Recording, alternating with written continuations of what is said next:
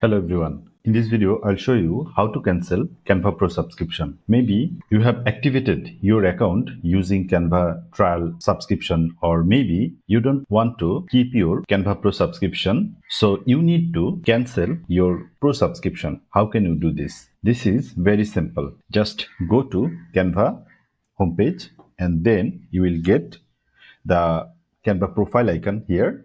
Click the Canva profile icon and go to the setting. So here you will get your profile, and now click the billing section. And now this is your Canva Pro subscription plan, and you can just click the cancel plan here. Once you click here,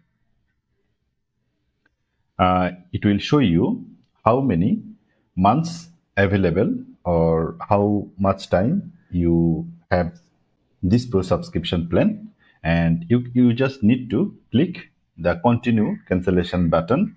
And once you click here, they will ask you some question and you need to answer the questions, and your subscription will be cancelled. So this is very simple. You can try it out if you need to cancel your pro subscription. Thank you so much for watching this video. If you feel this video helps you, please subscribe my YouTube channel.